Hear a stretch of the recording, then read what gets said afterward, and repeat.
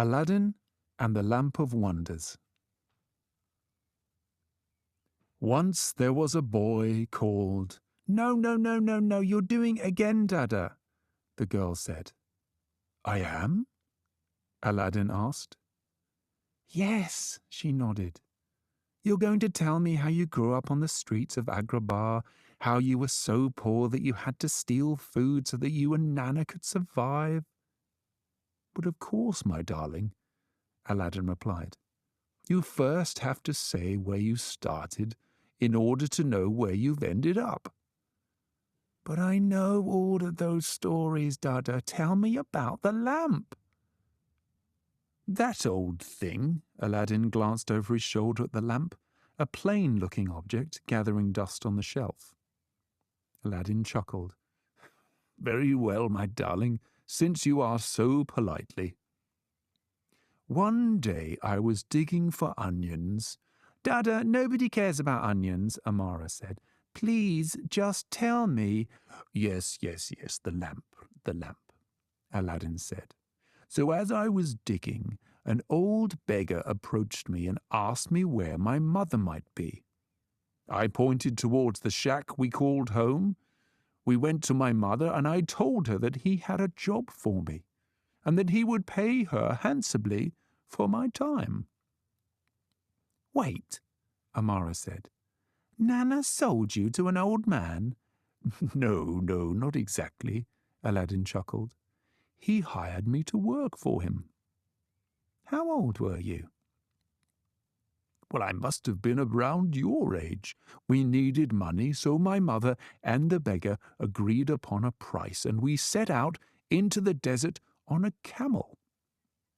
I must say I was surprised at just how much money this beggar seemed to have. But I have learned that things are not always as they seem. We travelled for many hours. The beggar kept looking at an old map. All the while I sat behind him upon this camel. He did not smell good. Finally we came to a stop. I slid off the camel's back and into the sand below, and the beggar dug deep into his pocket and brought out a handful of strange coloured sand. Then he looked at me." "What did he say?" Amara asked anxiously.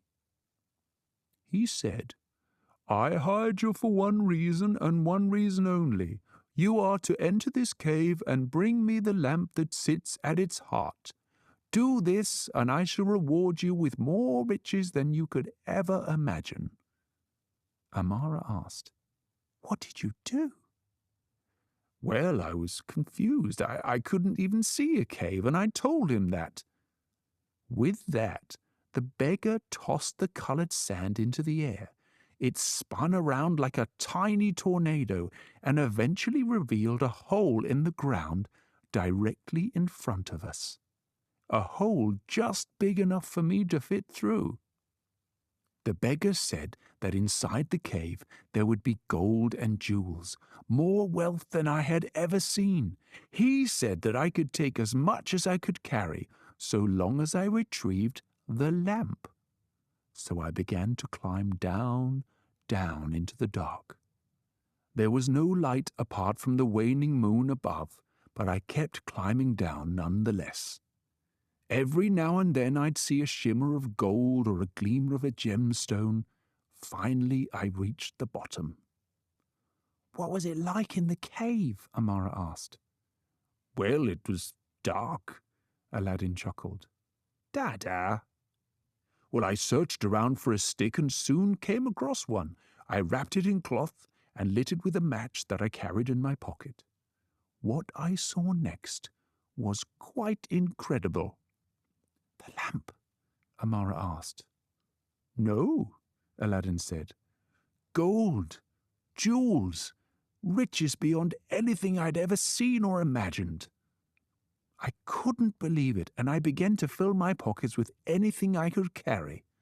I found an old Persian rug, folded it into a sack, and began to fill that up, all the while looking for the lamp that the beggar had requested. It was not long before I found it. It sat on a chair, surrounded by gemstones. It looked much the same then as it does now. I took it from where it sat and looped its handle through my belt so I would be sure not to drop it. Finally, I made my way back to the cave entrance. "Oh," Amara sighed. "I thought maybe—" "Maybe there'd be a dragon guarding the treasure? That I'd have to battle an army of skeletons to get the lamp?" Aladdin asked. Something like that," Amara replied. "Well, this is the truth of it," Aladdin continued. "I got back to the entrance and looked up. I could see the beggar's head poking over the hole. 'Have you got the lamp?' he asked. 'Yes,' I replied. He asked me to throw it down to him. I began to wonder if he was more interested in the lamp than he was in helping me. So I said to him, 'Throw me a rope, help me out of this hole, and I'll give you the lamp.' And he said, 'Throw me the lamp, and then I'll pass a rope down.' Finally, the beggar throws down a rope and starts to haul me up. I was nearly at the entrance when the rope stopped moving. The beggar leaned over the hole once more. For the first time I noticed his eyes. They were glowing red. 'Give me the lamp, Aladdin,' he screamed. 'No,' I yelled back. Suddenly I felt myself drop. I tumbled back into the darkness, screaming. I hit the cave floor, looking up just in time to see the entrance close before my eyes. A puff of colored sand lightly brushed my face, and I am alone in the dark, with no matches or light of any kind." "What did you do?" Amara asked. "Were you scared?" "I was," Aladdin replied. "I felt my way to somewhere I could sit, and for a while I did nothing except think of how stupid I'd been to trust this beggar man, to blindly follow him, and all because I wanted to find my fortune. As I sat, I began idly rubbing the lamp." "And what happened then?" "Well, boom! There was a flash of light, and then right before my eyes, a giant blue man appeared, surrounded by a shimmering glow. 'Greetings, master,' he said. 'I am the genie of the lamp. How may I serve you?' "Oh, my goodness," Amara gasped. Well, I sat there open-mouthed, unable to say anything. The blue man seemed to be floating. Where his legs should have been, there was a tail of blue smoke that seemed connected to the lamp. 'I am the genie of the lamp,' the blue man repeated. "Did you know what a genie was?"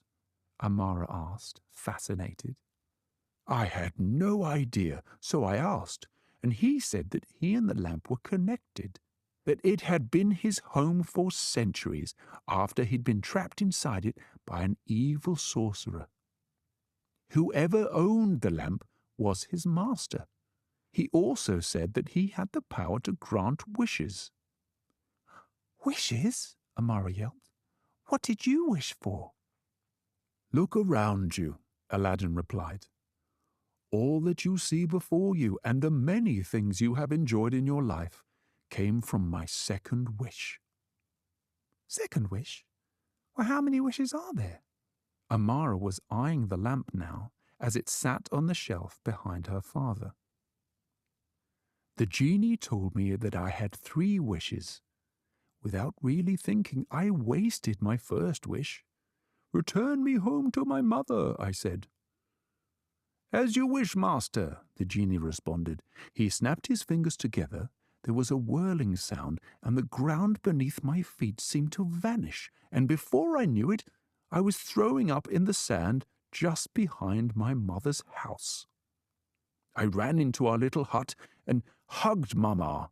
I told her everything that had happened, and I rubbed the lamp once again. The genie emerged. 'What is your second wish, my master?' he asked me. 'The palace and all your riches?' Amara asked. 'The palace, yes. I'm happy to say, however, that I earned some of my riches without the genie's help, Aladdin replied. So what happened to the beggar, Dada? Did you see him again? Not for a while, Aladdin replied. Time passed, I met and married your mother. We worked well together. Our marriage brought 2 kingdoms together, and of course we produced our greatest treasure together. Me? Amara asked, smiling. George the camel, Aladdin replied, laughing. Yes, of course, you.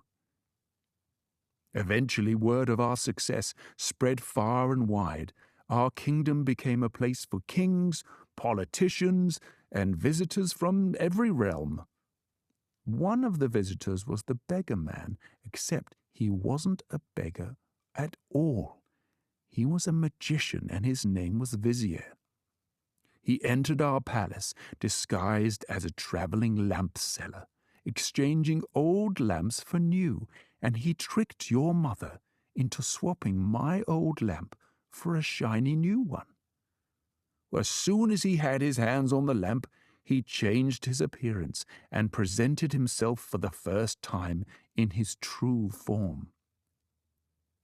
Vizier? Amara gasped. Was he a bad man? Very bad indeed, Aladdin continued.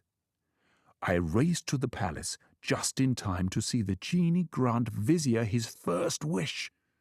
I felt the now familiar sensation as the ground vibrated around me, and seconds later, the palace and all the people in it were gone. I found myself alone in the middle of a strange desert. Beneath stars I didn't recognize. I was lost. What happened? Amara asked. Vizier had asked the genie to send me away and to move the palace to somewhere I'd never find it. The genie had to obey the master of the lamp. So what did you do, Dada? For a while I was confused and very sad. Your mother, our friends, our family were all gone. I thought I'd never see any of them again. Then I became angry. Vizier had done an evil thing. Someone like him should never possess a power as mighty as the lamp. I decided I'd have to stop him before he hurt anyone else. But Dada, you were in a desert you'd never seen before, under stars you'd never followed. What did you do? Well, as it turned out, I still had a little luck on my side. You remember, of course, the old rug I had used to collect up some of the jewels from the cave? Yes, Dada. Well, that old rug was actually a flying carpet, and this ring, Aladdin held his hand aloft for his daughter to see, can find any person whose name you whisper into it. So, of course, I whispered, Yasmin! You whispered Yasmin! Amara interrupted, clapping her hands together with glee.